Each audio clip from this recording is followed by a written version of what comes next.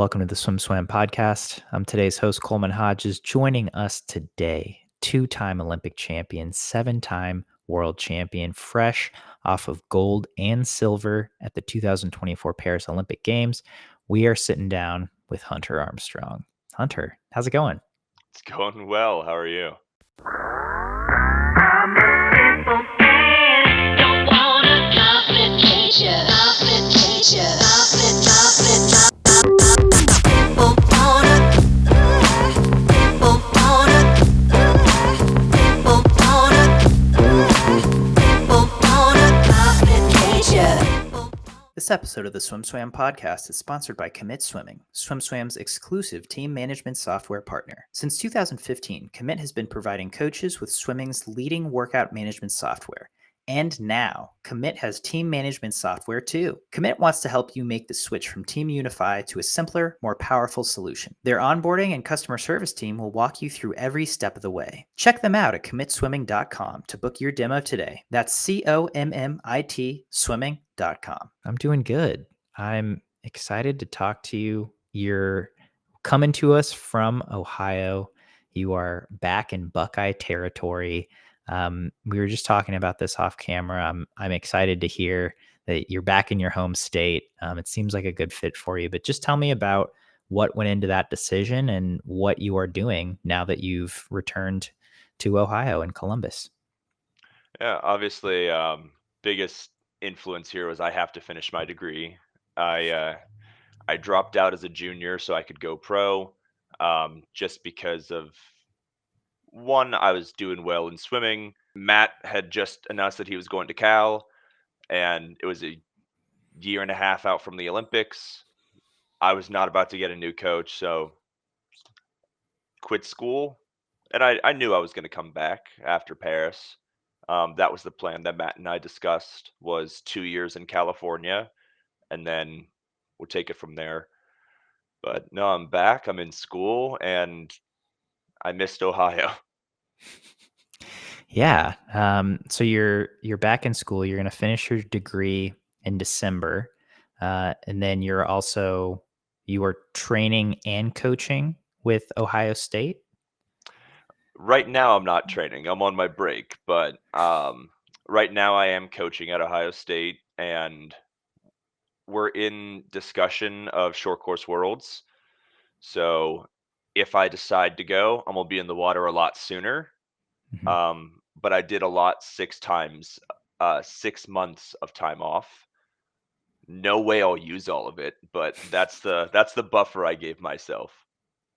Okay, 6 months. I mean, that's a good long break. I think if you feel like you need it, it's a healthy amount of time to take off and still come back and you can still come back from that and be able to potentially go to a world championships. If LA 2028 is on the horizon, you can do that. But I think that's good. I think especially after the Tokyo Olympics and just kind of the experience that was for everyone, like taking a good amount of time off is a necessity if you want to keep going and stay in the sport a while. hmm Yeah, I mean, this was a weird, not even a quad. Um, so I didn't really get a lot of time off in between the meets, and just Yeah. mentally, I was burned. So I'm already getting bored. Like I want to get back in. I miss the grind, um, but I'm holding myself back because I don't want to get in and be wrong about if I'm ready. Because then I'm gonna be inconsistent. I'll get in, then I'll be like, I need to pull out, and then get in. So I'm just waiting until I cannot not be in the water. Which, yeah, again, I think that is totally understandable. I love to hear that from athletes just because it seems like a good measured decision that'll keep you in the water consistently for a while. Sorry, my You're all good. my RGB is going off. I saw it on my face. So um yeah, no, I'm excited to see what this season holds. So you're coaching with Ohio State. You're technically an intern on the Ohio State swim staff, but and I'm sure you're just getting started, just getting your feet wet, but what is that like for you so far? And is coaching something that you had seen yourself doing before you started this? Oh, yeah. I mean, we have a very talented group of incoming freshmen. I'm still learning all the names. And there's very few, but there are some athletes that I trained with when I was swimming in college. So it's nice to see them, but there's also a little bit of it's been difficult to figure out how that dynamic is supposed to go. Um, because they still see me as their teammate. Mm. And I'm in a new role, so no, I can't go out with you guys. Like, I'm your coach now. Um, but no, I mean, I always wanted to go and be early elementary math teacher and college coach. Not sure if it can be done, but one of my coaches at West Virginia did it with middle school, so I'm hoping that I can too. I love that. I mean, that's two things that you're obviously teaching in both capacities, but also you're working with very different groups of people. What inspired you to want to pursue college coaching specifically? Um, initially, I was undecided if I wanted to go club or college, and that may not be like hard set. I want to be a college coach, um, because so much is changing in college swimming. By the time that I'm ready, it may look completely different.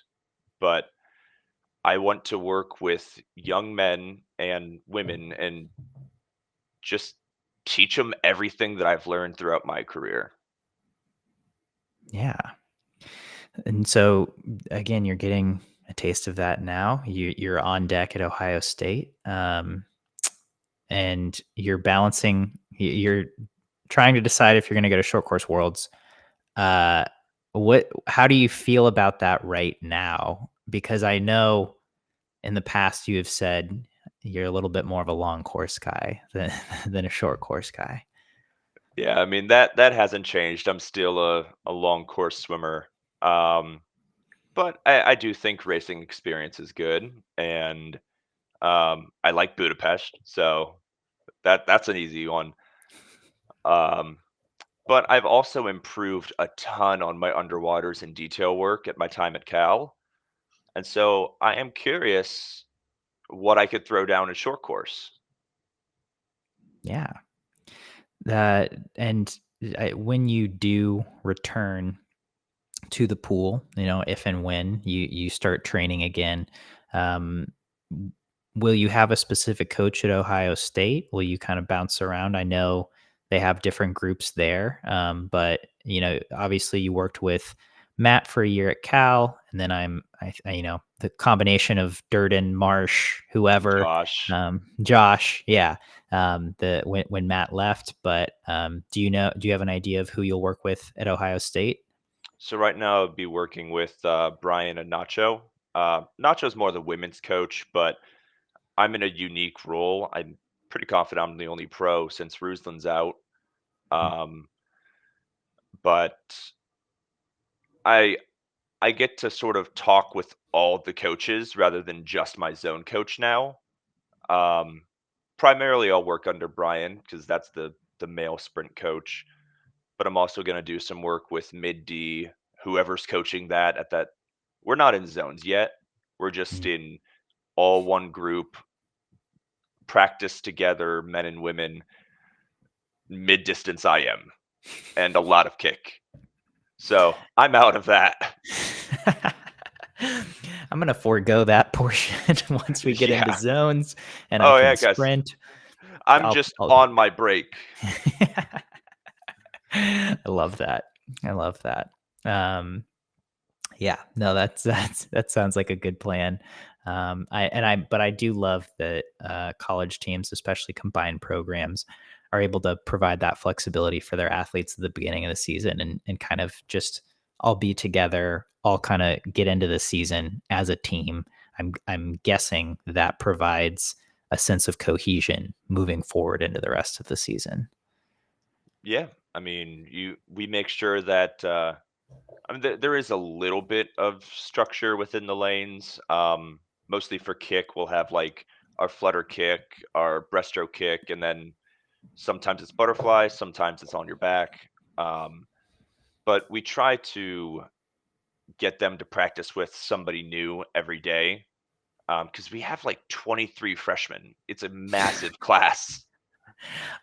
I spoke with Bill just last week. He was at the Ask a World Clinic in Orlando, and he mentioned that. And I was like trying to do the math in my head. It was like, what? That is so many incoming athletes. What is the I as a being on deck for that? I mean, what is it like? I have to imagine that's like what, a third of the team or something is brand new athletes. I mean, Ohio State always had big rosters, but it was eye-opening when I came back and I'm on my first practice. I'm like, who are these guys? Uh, it's gonna be a big task to learn names. Um, Shooting myself in the foot here. I didn't even know all the names when I was on the team. So, but I feel like as a coach, you have to learn the names. Right. Yeah, I mean, and it's like you said, Ohio State usually has bigger rosters, but yeah, you better print out a list, buddy. You I'm better. gonna. I'm studying for classes and I'm studying the roster. Exactly. I love it. Well, yeah, it sounds like it'll be a big group. I'm excited to see how that progresses throughout the season.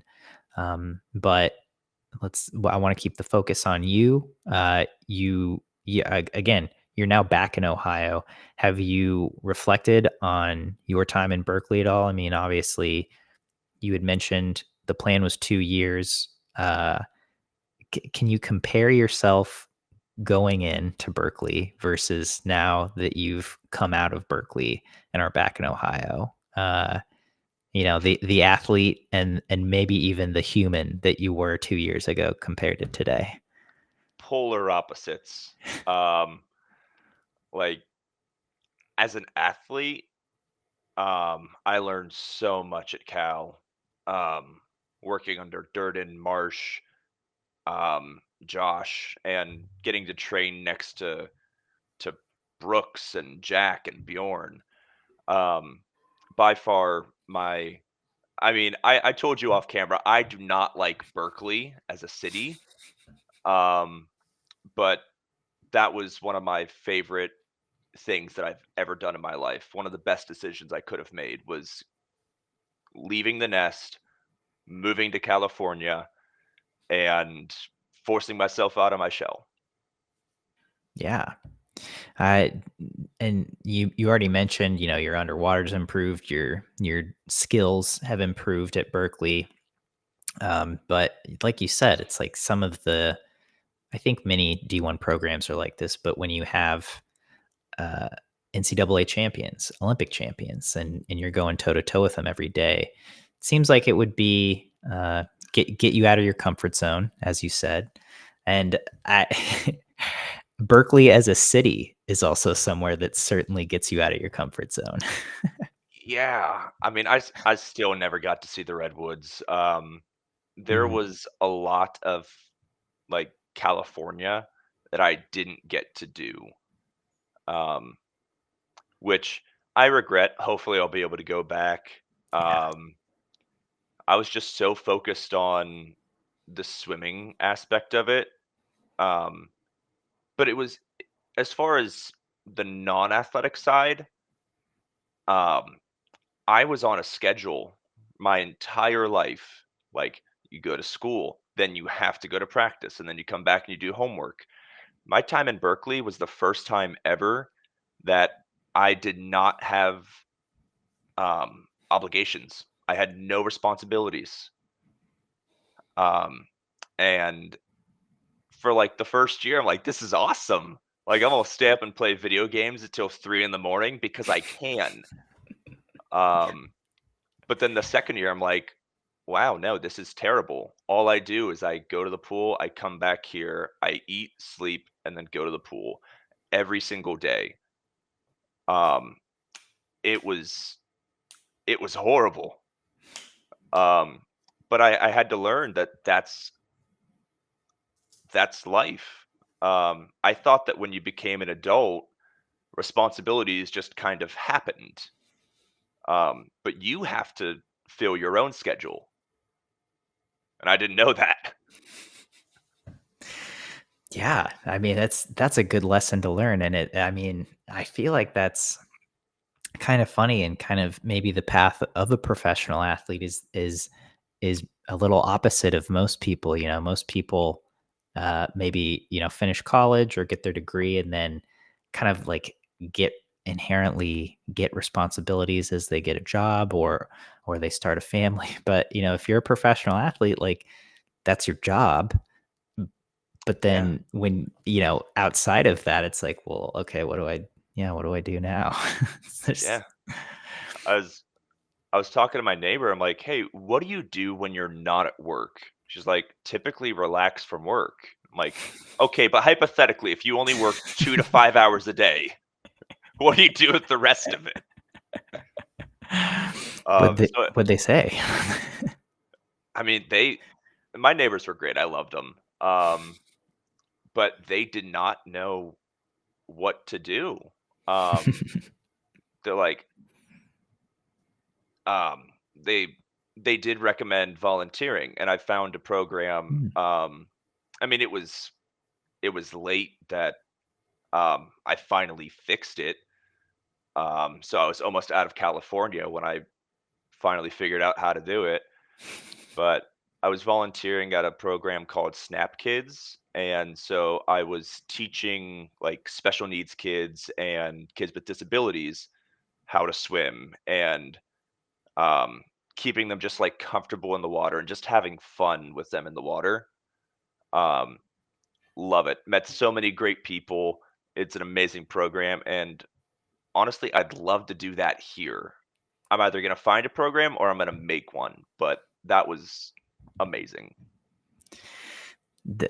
That I feel like that specifically, working with kids, and then working with people with special needs, is such a unique and rewarding experience. I used to volunteer at a therapeutic horse riding center, so similar, but on land, on horses, instead of swimming. Um, but it's it's pretty unique. I don't know if I can compare it to much else, but that is so cool that you were able to do that. How long did you end up doing that? And I mean, I don't know how much you can apply that to your own swimming, but I mean, did you feel the effects um, in how you approached your own swimming, or just how you approached day to day life? So I did it about maybe 2, 3 months. It was like right before we left for training center, Hmm. before trials. But I don't know if it's changed the way that I swim, but it definitely opened my eyes a bit.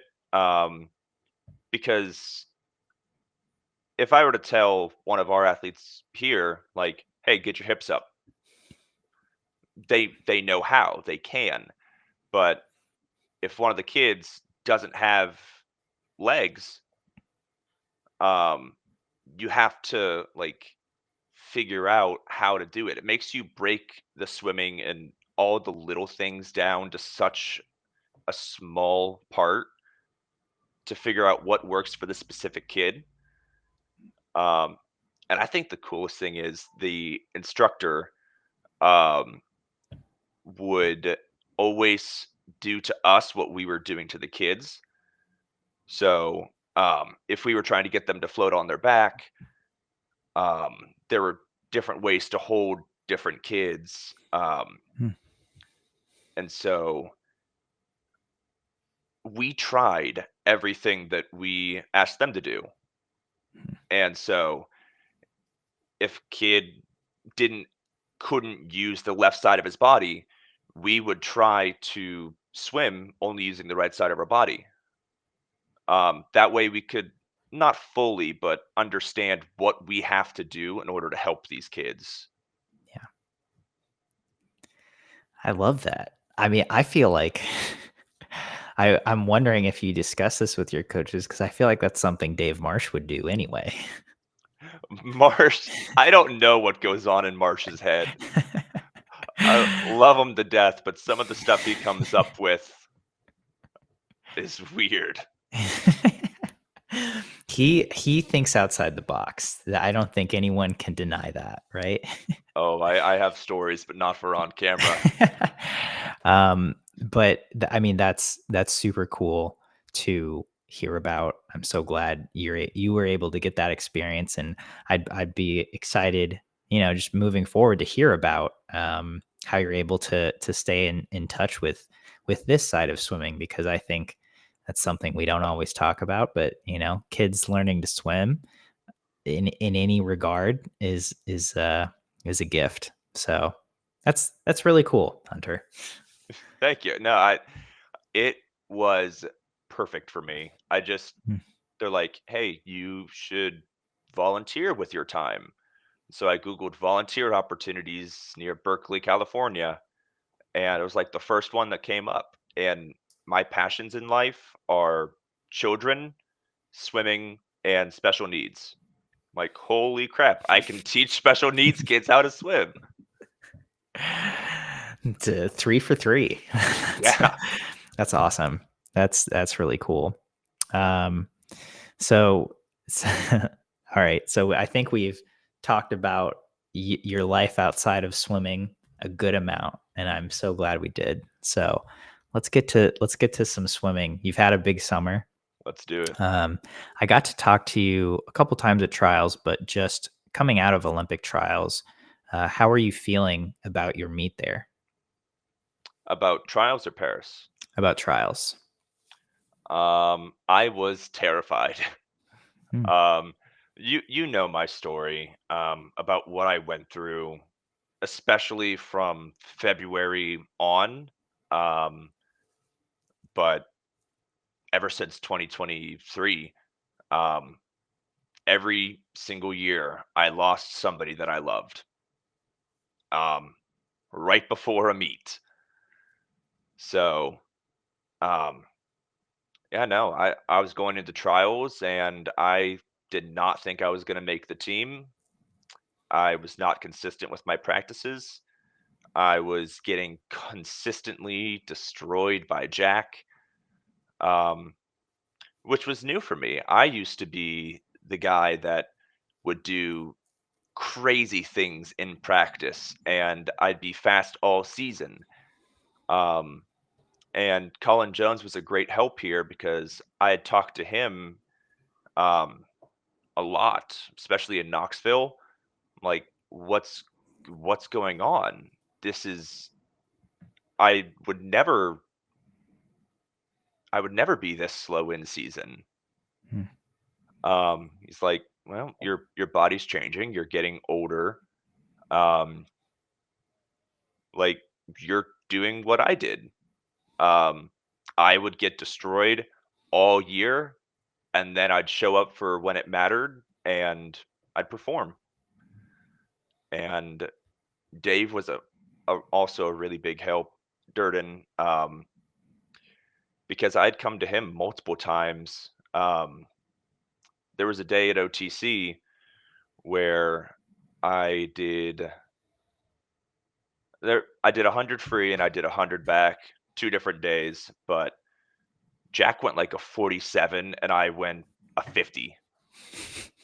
Um, and then another day I did the 100 back with Hugo and he went 53 and I went 55 or 56. And this is right before trials. And so I remember I went into the locker room and they have the stalls that you can change in. And I just sat there and my head in my hands, just did not move, did not talk. And I heard every single one of those athletes come into the locker room and they were pumped. They're like, "Man, I can't believe I did that. That was such a good time. Like, how'd you do?" And they're like, "Oh, so good." And I'm like, "Everyone's going except me."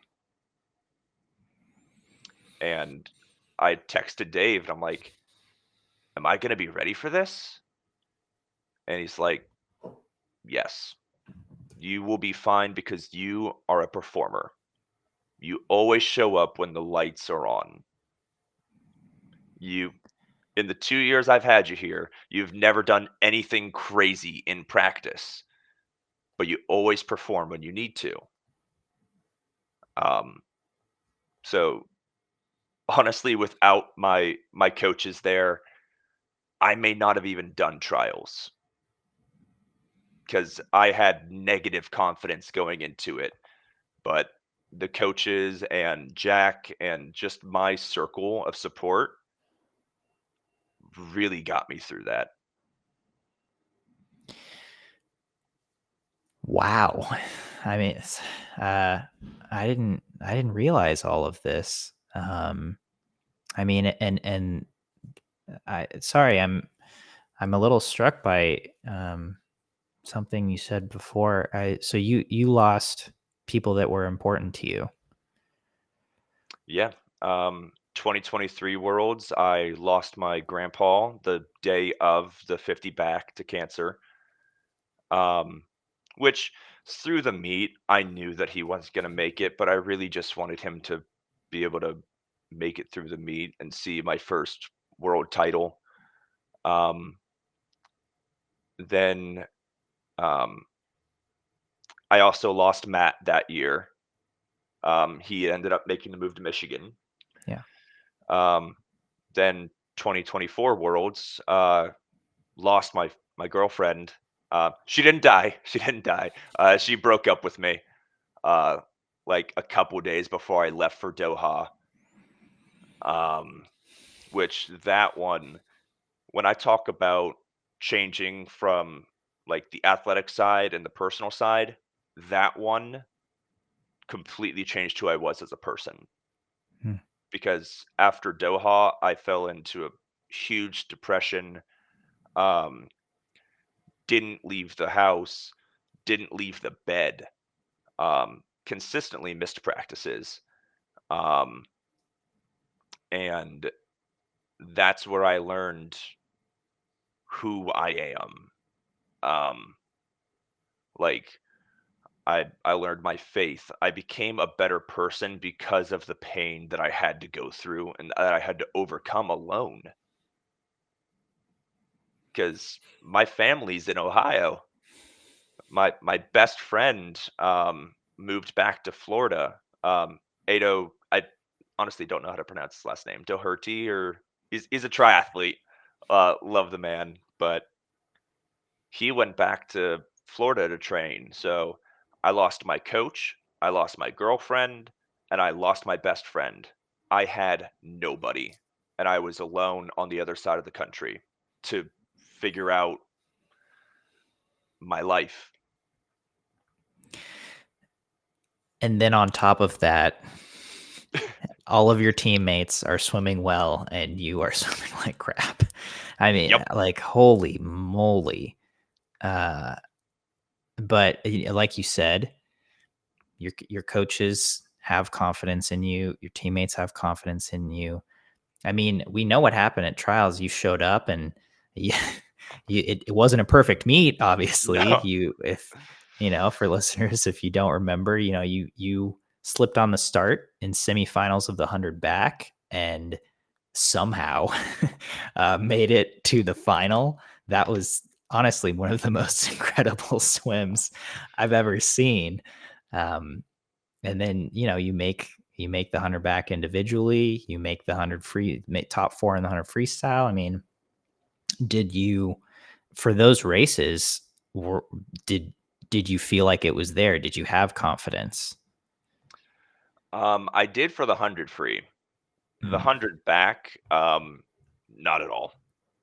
Um, the amount of pressure that I felt, which you would think that I wouldn't feel any pressure because I didn't expect to make the team in the first place. But obviously, there's still a part of me that wanted to. I wanted that underdog story to be able to share everything that I went through and still manage to make it. Yeah. Um, but I don't remember what I went in the prelims, but my backstroke felt terrible. It was no connection, no feel, no easy speed. Um, but that's my first race, and I knew that I would have a better 100 free if I could just get on the team now. Mhm. Um, Semifinals, that messed me up so bad. It gave me confidence within the swimming piece. Yeah. Um, like, okay, the speed's still there. I just have to slip off the block to access it. Uh, but Do Sorry, go ahead. Go ahead. oh no, I was just gonna say, even in the finals, I was still terrified of the start. I'm like, if I can Yeah. just not slip, if I can just get in the water clean, it's mine. Yeah. I mean, yeah, I'm wondering if that slip off the start was even maybe a blessing in disguise of like it just kind of got you out of your own head, right? Yeah, honestly, some of my best races, I don't remember any of them. Like the actual racing piece. Um, and I think that's been the problem with my backstroke lately is one, I'm terrified of backstroke. I do not like backstroke. And I think that's finally caught up to me because every single time I have to do backstroke, I'm behind the blocks like, gosh, this is going to hurt. I don't want to do this race. Mm, Um, and not only is that negative self talk not going to help me, but I'm also thinking, I'm in my head. When my foot went off that wedge, there was a fraction of a second where I'm like, do I quit? Like, do I just come up? Are they going to stop the race? Um, and then instantly, instinct took over. No thoughts. I just did what my body needed to do, mhm. and that's that's where my best races have come from. And I think as athletes, when you can have those moments, when you can let adrenaline take over and be in the moment, it often is when you're able to let your body do what you've trained it to do. You're afraid of backstroke. It hurts so bad. That's why I don't do the 200. Backstroke is probably the most painful stroke. It just destroys your legs. I can't Yeah. speak for breaststroke because I can't do it, but fly is rhythm. Mhm. Um, Freestyle doesn't hurt too bad depending on the race, but no, I hate backstroke. Is it, I mean, obviously there's a difference between the 50 and the 100. Is the 50 more palatable for you? Can you is does that produce less fear, or it's still just as bad? More fear. Um, it doesn't hurt nearly as bad as the 100. Mhm. Um, but my fear with the 50 is, am I going to hit the lane line? Um, and not for Yeah. like the pain of hitting the lane line, but with my tempo in the 50 back, I cannot see it all. There's so much water over my head that I know I'll go fast if I stay straight. But if I Mhm. don't stay straight, I lose. Yeah, I mean, simple as that, right? Especially, I mean, does indoor outdoor make a pretty big difference for you? Would you say in that regard? It depends on the race. Okay. I mean, if I were to do a 200 back indoor outdoor, it'd probably be the same. Mhm. Um, but just with my tempo, I create so much white water. Um, I can't see anything anyway.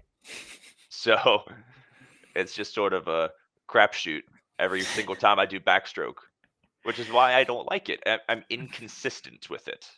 Mhm. I never know what's going to happen. But and when you say that, it's like ding, oh, insecurity, unknown Hmm. leads to fear. Makes sense. I mean, that's basic human nature. Uh, but as a former world record holder in the 50 backstroke, it's a little surprising to hear. I mean, there's no way to say this without coming off arrogant. That was not my goal. Um, Mostly because I didn't think I was capable of it. I think when I set that record, that was maybe my third or fourth 50 back ever. Right. Yeah. Um, I went into the meet hunting the 100 back world record. Hmm. Um, and then I did the 50 just because. Yeah. Why not? Yeah, why not? But 24:0 in the morning completely caught me off guard, and I'm like, "Ooh, maybe I can break 24." Um, but I did not think Clement's record was even a possibility. Mhm. Wow. And so then in the 100 at that meet, which was the 2022 World Championship Trials in Greensboro, you were 52-0 in the 100 pack, 51-9. No, I only went 51.9 in Budapest. I'm Okay. pretty sure I was 2-2. Okay. Okay. So, I mean, I feel like that 100 back world record, I mean, Chacon went 51-6, but until then, there were so many times when so many people were so close, but weren't quite at Murph's 51-9, 8. 8, I thought it or was 8. 51-8. You're right, 51-8. Um, I didn't know that. I'm learning so much today. Um, Oh, I mean, it's not something you want to hear from a backstroker is that he doesn't like backstroke. But I will say that that's something that I'm hoping to change this year. mm, Because I went to Doha as a confidence builder meet. I mm, wanted to know exactly what I was capable of before I went to trials. Because 23 Worlds didn't go the way I wanted it to. Um, and so I'm like, I need to know that I can still go 52 low. mhm. Um, and I didn't. My backstroke was not where I wanted it to be. And I couldn't blame taper because I went 47 in the 100 free. Mhm. So I came back and I talked to Dave and I'm like, what is going on? What has happened to me? I went 51 la- like 2 years ago and I haven't come anywhere close to it. It's like, well, Hunter, you don't train backstroke. I'm like, but I didn't do that in college either. Mhm. And I went 51.9. He's like, but the key difference here is in college, you didn't train backstroke, but you raced backstroke. Every single dual meet, every single invite, conference, and NCs, I raced the 100 back. I didn't have racing experience in my backstroke for the last 2 years. Mhm. And without racing experience, you can't get confidence in it. You can't get the repetition. So even though there's not a ton of racing opportunity this year, um, I'm going to start training backstroke because I don't want to be a one trick pony, and I I mean, still want that record. love to hear that. I mean, it seems, and sorry, you've alluded to this before. You talked about it earlier, but you're changing, right? As an athlete, your body changes. You aging happens to everyone, and it seems like you have to adapt and change your training sometimes with that as well. I'm but hearing all of this, I think gives a lot of context to your performance, the meet you had in Paris. right? Because your freestyle was obviously on, and your backstroke did not seem to be at that same level as it had been before. Were you so coming off of trials? You make the team in both events, in 400 free relay, 100 back. Just at the training camp for in Croatia, in Raleigh, in Croatia, and I'm guessing a little bit in Paris as well. But just were you how did you split your focus from freestyle to backstroke? Typically in your camp between trials and the games, your job is to sustain and maybe fix some small things. Mhm. But there's no time to fix like big stuff. Um, but for me, I was only training maybe total 2 months before trials. So while everyone else is sustaining, my focus was okay, I need to get this work in that I missed now. So I mean, I still tapered, but my mentality shifted from all right, let's focus on a better backstroke start. Um, for me, that camp was I'm gonna do I'm gonna work as hard as I can so that I don't let everybody down in Paris like I did in Tokyo. Because it was almost an exact repeat. Tokyo, I didn't expect to make the team. I was just there and I thought maybe it'd be cool to make the national team so I can get some cool gear. Um, and then 3 years later, I go into Paris and I didn't expect to make the team. And both of those meets, um, I during my camp, I just had to adapt because I'm like, oh, I didn't think I would be here. I have to work hard so that I don't underperform in Paris. That is striking to me. You said that you felt like you let everyone down in Tokyo. Um, Absolutely. why you walked away from that meet as an Olympic champion? And granted, you swam the prelims of the 400 medley relay, and I know that has its own connotation with it. But what? Tell me about that. I'm pretty confident that was the first time that we did not have two Americans in the final of the 100 back. And Mm. pretty consistently, we had two Americans on the podium of the 100 back. Um, and so I got ninth and I missed it and I made history in the wrong way. Um, and honestly, I did it again in Paris the wrong way. We'd never lost that medley relay and I anchored it. Now granted, there's not much I can do against a 45, but still, that's my responsibility as the anchor. It does not matter what those three guys do. My job is to touch the wall first, and I did not do my job. That's that's a cut and dry mentality, and I think that is probably a good thing to have as an elite athlete who is at the top of their sport. But yeah, you also 45.9. That's I, I mean, I'm not staying awake at night staring at the ceiling like no. Um, but Ben.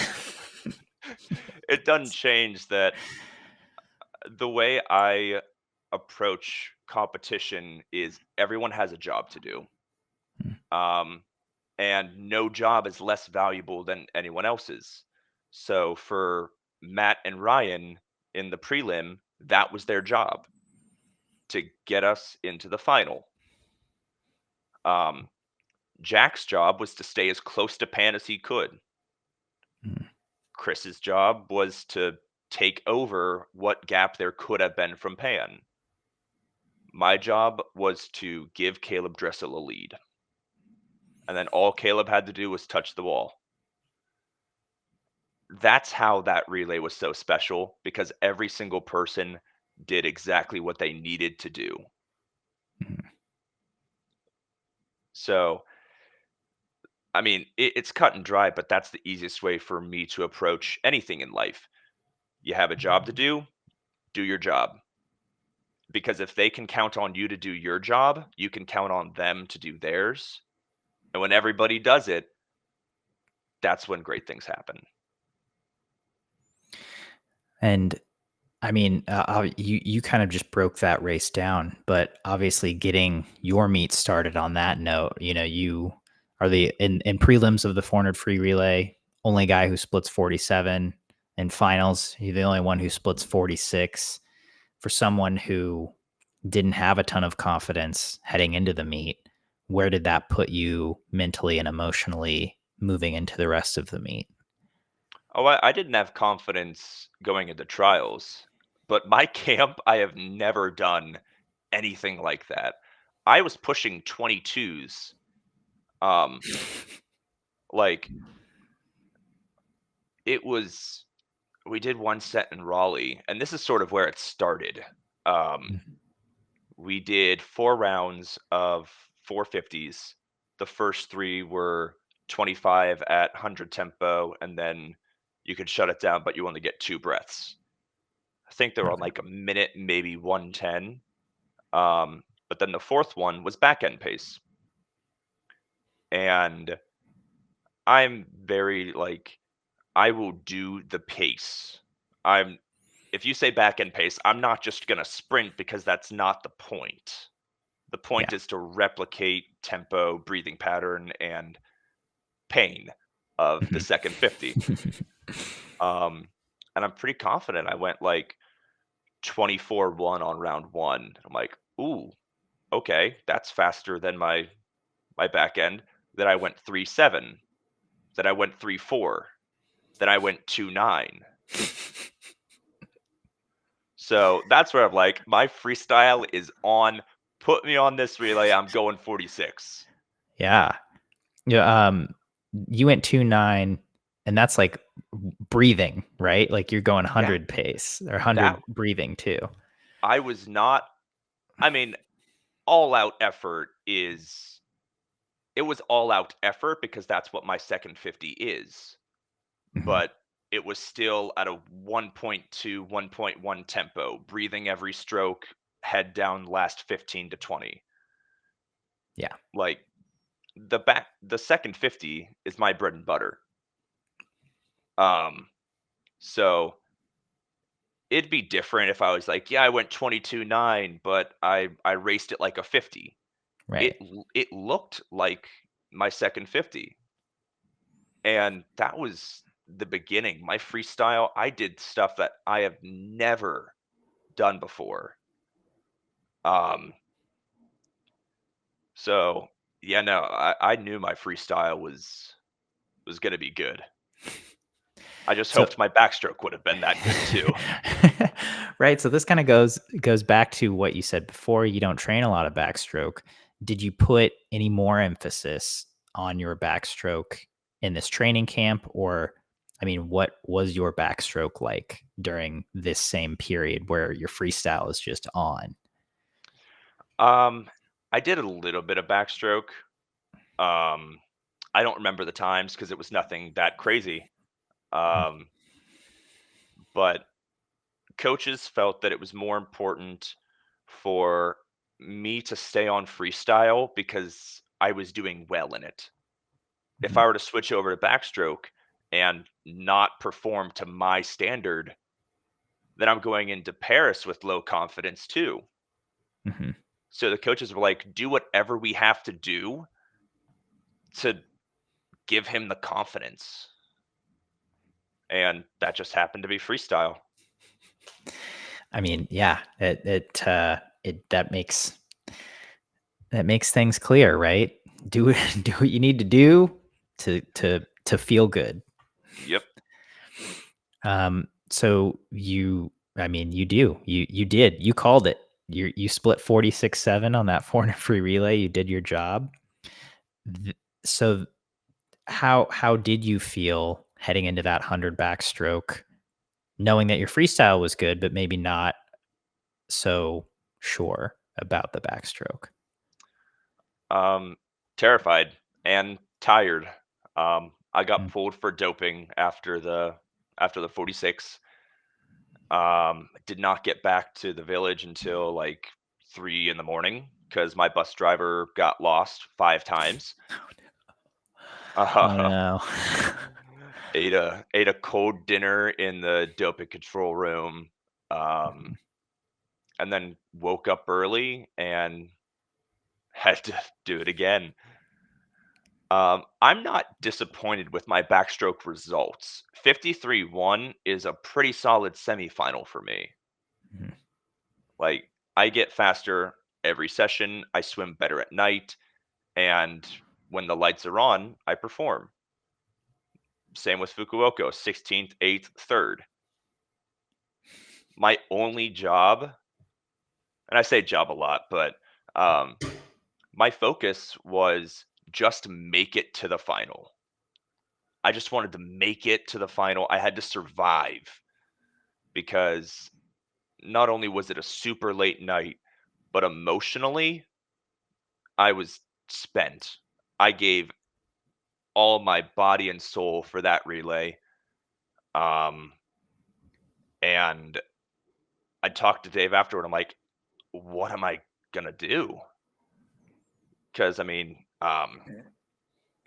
after the race, we went through media and then finally got back to our team area to get ready for podium. And I sat down to put my shoes on, and when I stood up, I collapsed. And I was on the ground for a good bit. They actually wouldn't let me stand up, but like all the medical staff came over. I had heart rate monitors on. Um, like I gave everything I had in that race. And I had to do it again to make it to the semifinals the next day. And I had to do it again to make it to the finals.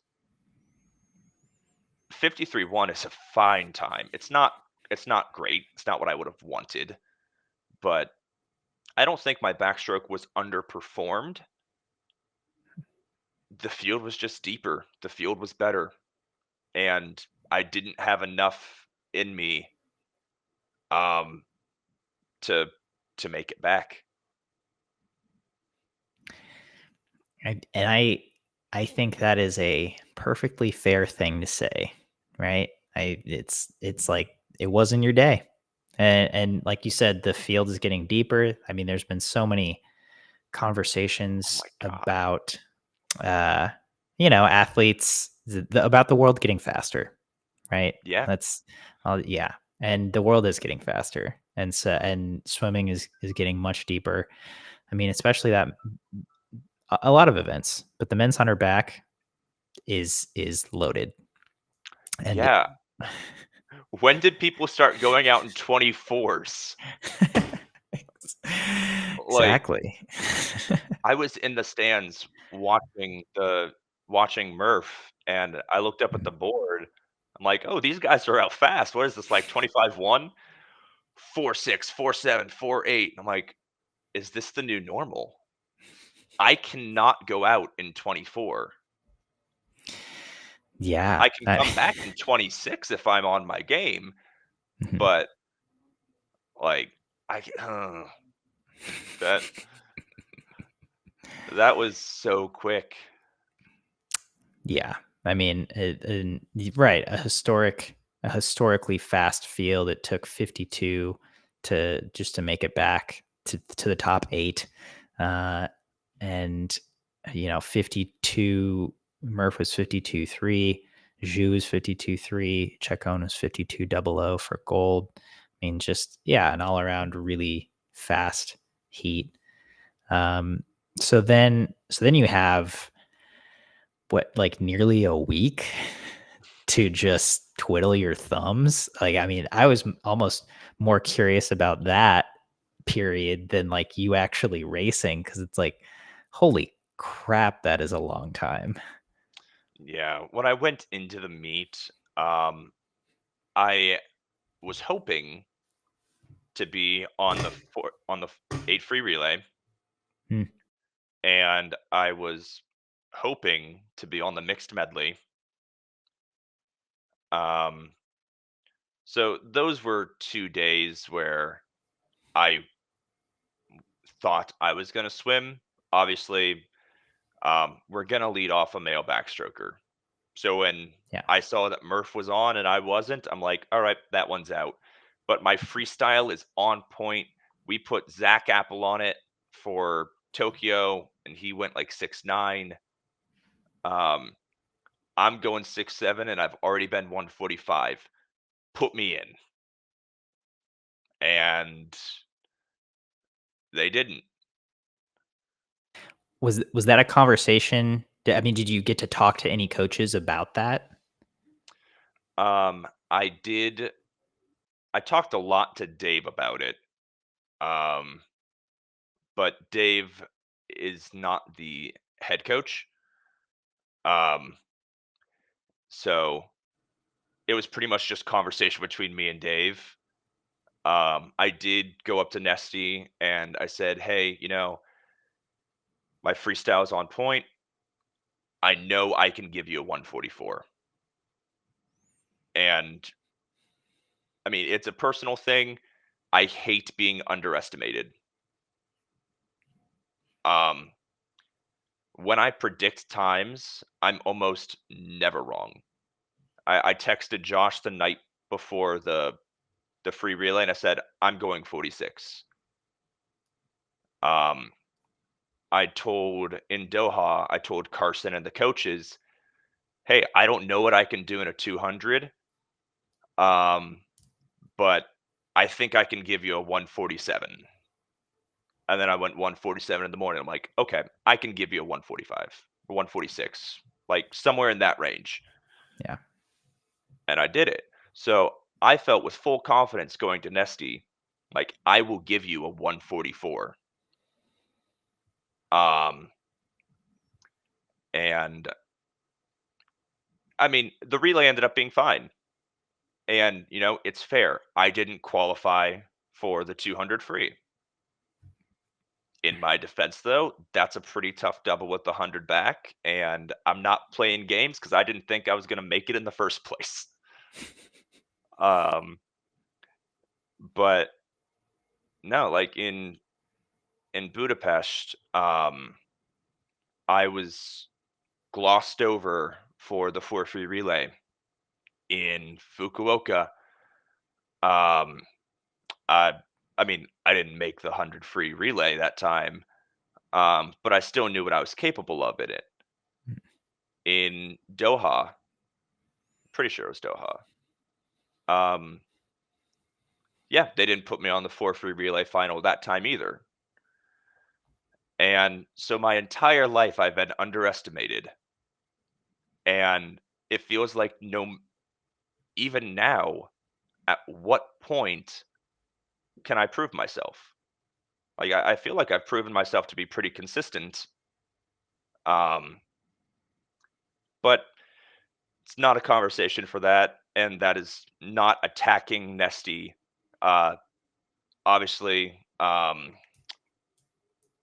Kieran went 144 in the final.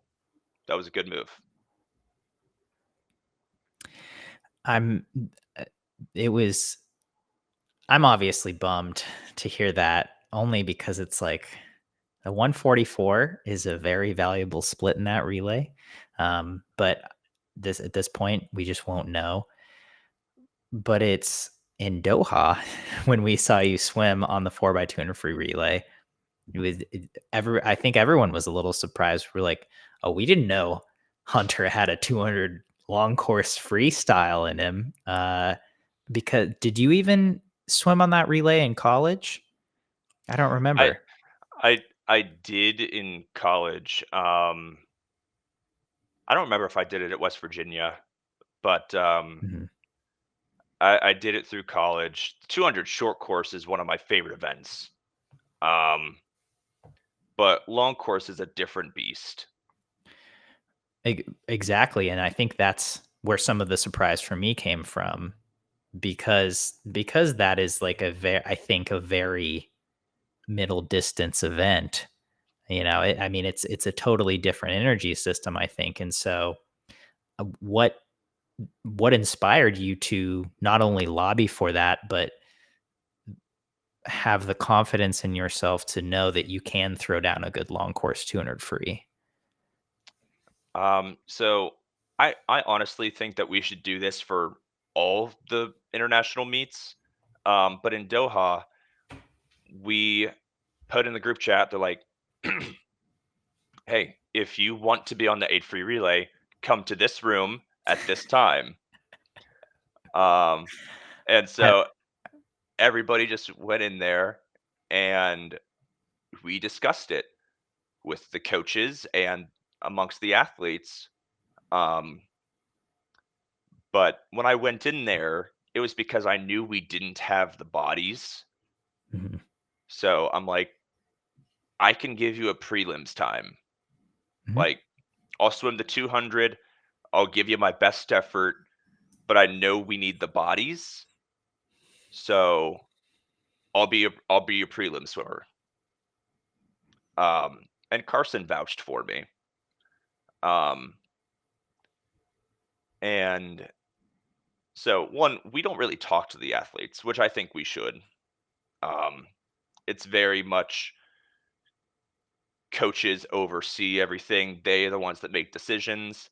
And I don't know if that's to avoid egos within the athletes, but I mean, I think the athletes, we know so much, just as much as the coaches.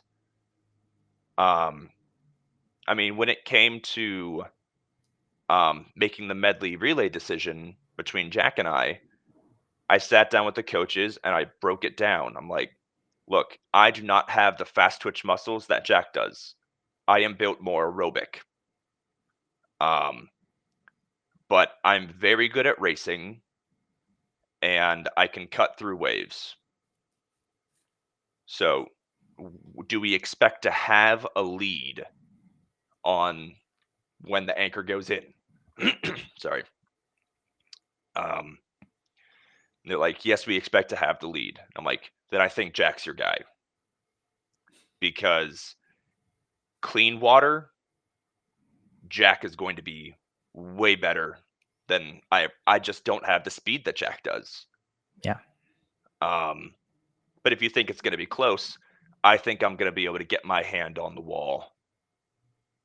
And they're like, we expect it to be a pretty sizable lead. Um, so I vouched for Jack there.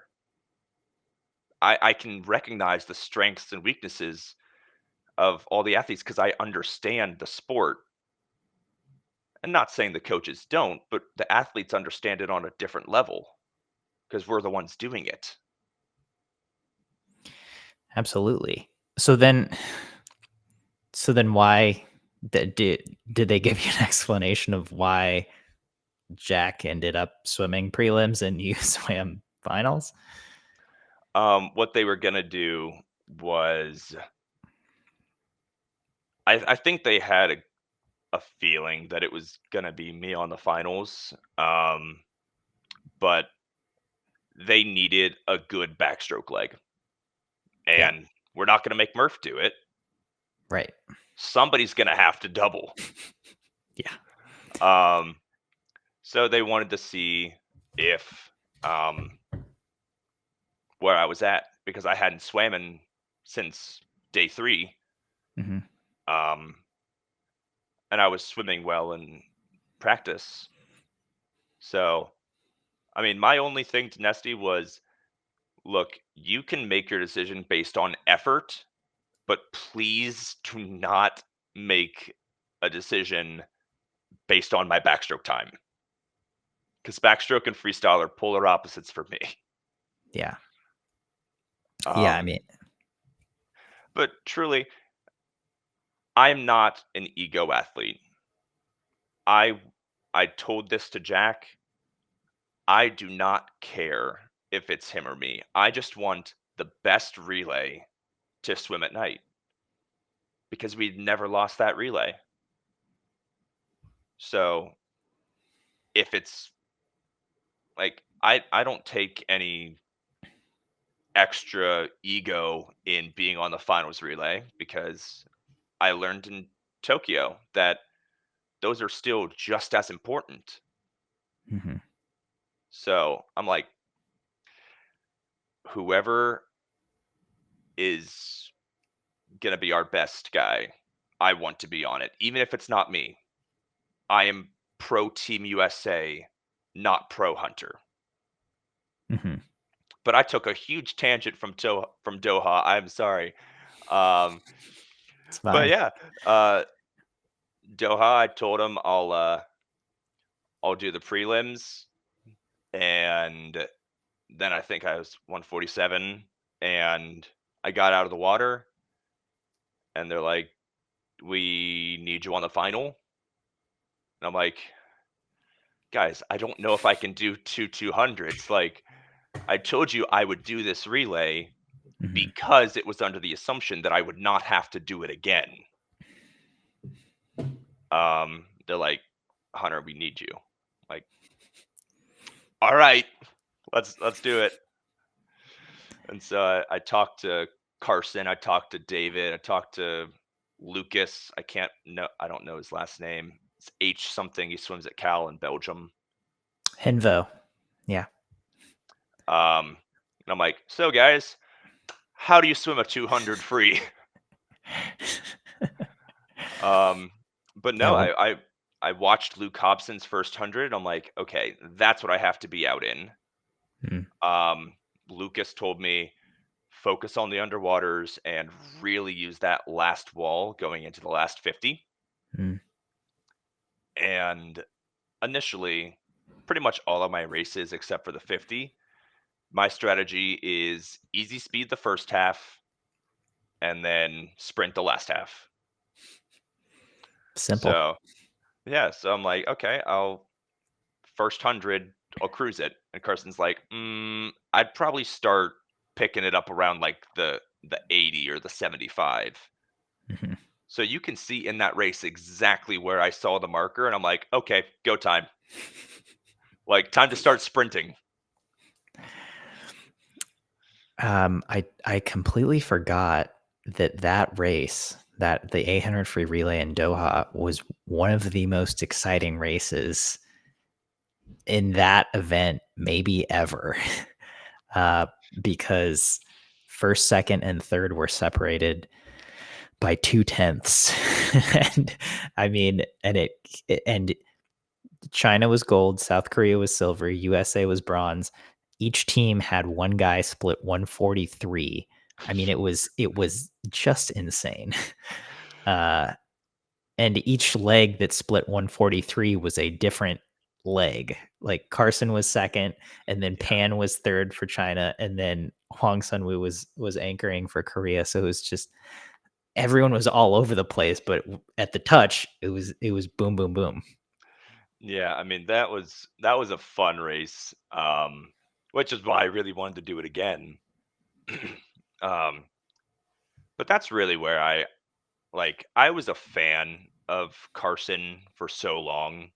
I Mm, remember like at States, um, when I was maybe a sophomore, junior. He's a year under me, so okay. um,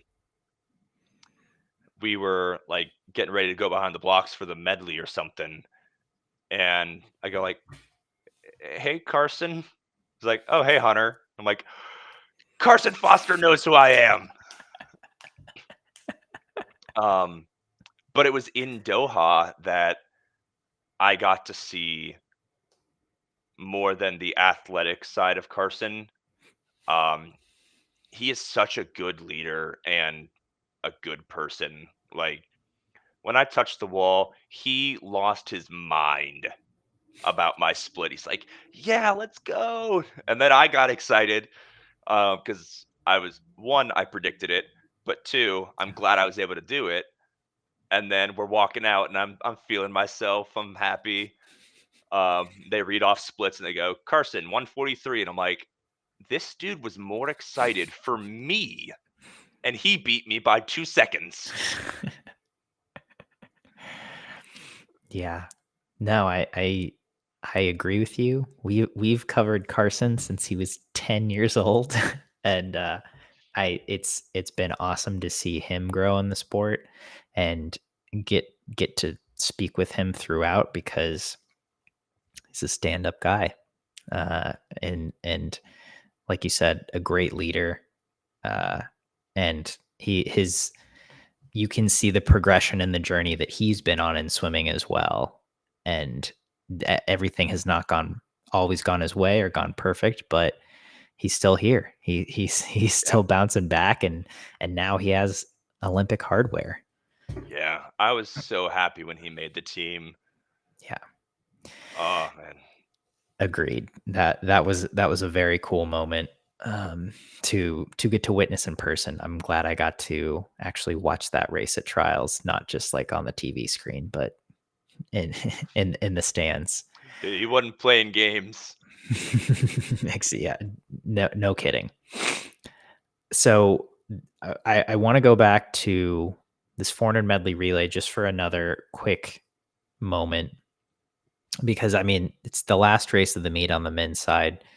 It was a pretty epic race, and especially the way it turned out. With 3 teams, France being one of them, which I don't know how many people expected, but that was a surprise to me, at least, to in the way they raced it as well. Um, did they tell you you're going to do backstroke on prelims and then you're going to do freestyle in finals, or did they say you'll be on prelims, we'll see about finals? Yeah, it was, well, you're gonna be on prelims. Mhm. But Dave felt that, I mean, it would have been subconscious. He knows that I'm not the type of guy that will save up. Um, but he was afraid that if he told me that I was prelims and finals, that not that I would hold back, but I'd feel secure in my spot. Mm. Um, Mhm. and then my backstroke leg wouldn't be there, and we needed that backstroke leg. Um, Yeah. so I don't know if the coaches knew from the beginning that I was going to do both, but they told me that I was supposed to earn it. Mhm. And so then, they had told you, we think we'll have a sizable lead. And you had said, okay, I mean, I would go with Jack then. Jack swims the prelims. He goes 47.4 on the prelims medley relay. How soon after do you find out, okay, I'm swimming finals the next night and I'm anchoring? It was probably within like 2, 3 hours. Okay. Because I went over to Dave and I'm like, am I swimming it or am I not warming down? It's like, we don't know if you're swimming it, so warm down, get a massage, get some food. And I'm like, but Dave, it's tradition that when you're done swimming, you skip warm down. So I'm gonna be really upset if I warm down and I'm not swimming tonight. Yeah. It's coming out of your paycheck, Durden. That's really funny. So yeah, I held to tradition. I did not warm down after that 4 medley final. As well you should not have. You certainly earned that one. So did they, when you were told you're going to anchor the 400 medley relay, was there advice given? Did you guys meet up? I think in Tokyo we heard about the meeting of the minds before this finals relay, where it's like, okay, it's go time. We got to do this, cinematic hurrah, sports speech, et cetera, et cetera. What was your 24 hours like before that finals relay? Um, Honestly, I don't remember that well. Um, it was pretty much just chocolate muffins and cardboard beds for me. Um, but no, I was pretty scared um, because I've never done a takeover from a butterflyer. Hmm. Um, so I'm like, That's a good point. how do you I hadn't time thought that? about that. Like my relay exchanges are bad because I always let off. Hmm. Hmm. I mean, the 3.7, I was proud of that. I'm like, yes, sub 4. Um, but no, when I was doing relay work in Raleigh, um, Dave's like, please just be safe. We do not need a .1 reaction time from you because your swimming is where you're gonna pass people. Hmm. You don't need to do anything crazy on the relay start. So for that flyer, I watched him touch the wall, come out of the water, and get behind the blocks before I left again.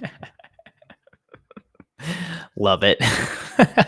For the 4 medley, I felt terrible about getting silver because I don't get out touched.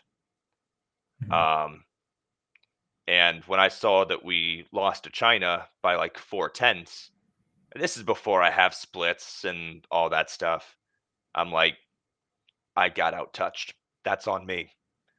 Um, but I got out, and Caleb was like, "No, you did absolutely everything that you could have done." And so he knows I'm hard on myself. I think every great athlete is. You kind of have to be, but you also have to give yourself some grace. Um, and as I was walking through the media, I heard pan split. I'm like, okay, no, that. I mean, that I could have gone faster. I think Murph could have gone faster. I think the only person who had like a holy cow split was Caleb. Agreed. Everybody Yeah. else had been faster at some point in the meet. Hmm. Um, and not to say that any of those times were slow, but that's where we could have taken time off. We could not have asked any more from Caleb. Um, but no, I felt a lot better about it when I looked at the splits across the board because I wanted to be 6'3" or like 6'4".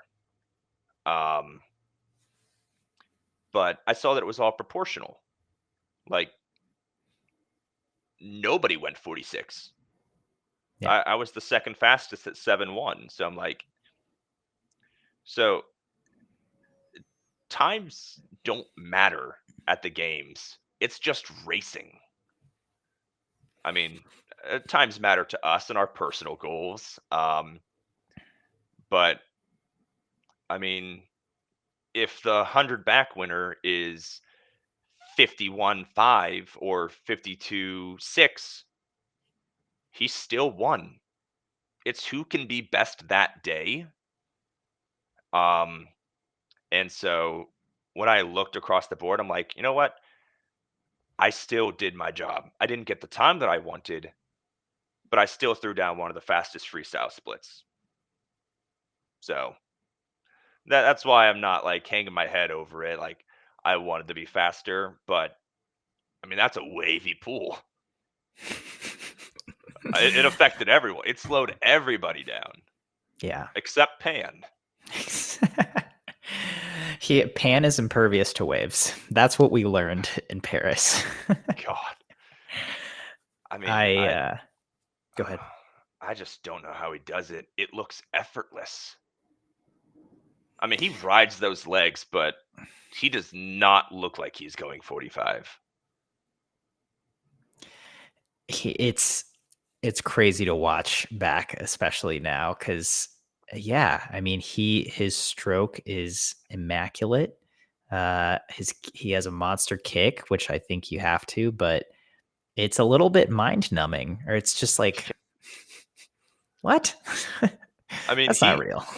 the last 10, 15 meters, he pulled away from me like I was an age grouper. Yeah. And I mean, yeah, it kind of leaves you speechless, as I am now, because it's just like, holy, what? Yeah, I guess this is the new standard of sprint freestyle. Yeah, I mean, he has set the bar, right? I mean, did you have a reaction as someone who does a lot of freestyle? Did you have a reaction to 46.4? I mean, that I was not focusing on the podium. I mean, I saw the time and I'm like, what the hell? Like, come on, man. But I was watching Chris and Jack during that. Mm. In those outside lanes, I watched Jack hit the wave. I'm like, Mm. like that was hard to watch because I knew that they both expected more. Mhm. But again, I know what Jack's capable of. I see it every single day. I mean, not anymore. But I saw it every day. He's going to be a 4600 freestyler, and honestly, I think he, out of any American, I don't know about 46.4, but the prior world record was 6.8. Mhm. I think he has that easily. Mhm. I think it's going to be really interesting to see where the 100 freestyle goes in the next few years, because I mean, now that 46.4 is on the books, I think we're going to see a lot more guys go 46.8.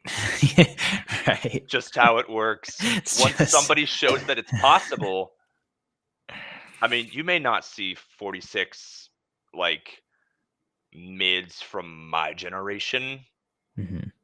but it's going to be the Thomas Heilman. I mean, he's not a freestyler, but the Right. next Yeah. generation to come into swimming, that's going to be their normal. Yeah. Agreed. So I'm pretty excited to see where that event goes depth wise in the next few years, because I mean, Pan is obviously on another level, and I'm really excited to see where he goes, but I don't know if anyone else is gonna get 46.4 in the near future. No. However, I think the depth now, they're like 46 will become a lot more normal in the next few years, is my Yeah. prediction. I think we'll see some 46.8s, 46.9s, Yeah. couple sevens. Yeah. I think that'll be podium in Singapore is 46.9, third place. Maybe even 46.8, third place. Ooh, I like that. But I have a question for you. Do you think we will ever see a 45 flat start? I gotta It's say only yes. 410. Right? I mean, I think in our lifetime, we'll see a 45 flat start 100 free. I mean, we've already seen it from from a swing. So Yeah. really, yeah, you only have to go a few tenths faster. God, that's what, like, when I was in high school and like 45 was a good short course time. Division 1 athletes go 45 in the 100-yard freestyle. Yeah.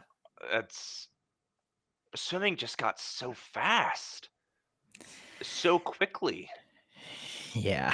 No, I'm with you. That's Especially breaststroke. Like that. breaststroke, real. I don't know about long course, but short course, 100 breast took off in recent years. Oh, my brother was a breaststroker at Purdue in 2009 to 2012. And his roommate was also a breaststroker, and it was the first time his roommate Albert went like 53-1 in 2012, I think, and didn't make NCAAs. And like that was the first time that had happened. But now, 10 years later, I think it takes 51-7 to make the meet, 51-8. Yeah. My older brother was the breaststroker. He Oh, that's graduated in right. 2019. Yeah. But I don't know if he made the final. He might have made the B final, but he was 52 low as his best time, and I want to say it was the final. Mhm. Now that's like nothing. People are doing that in briefs. Yeah. Right. That doesn't even qualify for NCAAs now. As soon as I left It's- college swimming got way too fast. Especially like the as far as my events, the 100 free, like Mhm. 41, you're like one of the top guys. And now it's like, oh, you're only 41. Cool, man. Yeah. No, you got out at the right time, Hunter. All God's plan. He's like, we got to get you out of here or else you're going to quit. It's good timing. Good timing. That's what professional sports is all about. It's all about timing. So, well, I mean, Hunter, this has been awesome. I really appreciate you sitting down to chat. And I'm excited for you to have this time out of the water. You're still around the pool, but you're back in Ohio. What are you looking forward to this semester? You've got school, you're coaching, you're taking a break from swimming or from training. What are you most excited about in these next few months? Oh, man. Finishing the house first and foremost. Like back wall is just completely bare. There's a couple rooms that aren't finished. I don't know. I'm really excited to share everything that I've learned with Ohio State, um, and just n- live my life. Um, see what happens. Like take every day at a time, and like this is the mentality that I needed over these last 3 years, and it took me 3 years to figure it out. So hopefully, I mean, I'm not putting times or performance down, but I am a different person. I'm a better person. And I think Singapore is going to be the first meet since 22 where I have not had some major traumatic life event happen to me within a month of it. So hopefully y'all will get to see what I can really do.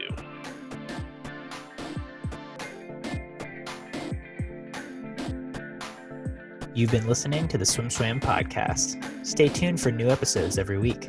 You can take Swim Swam podcast on the go by subscribing on your favorite podcast platform.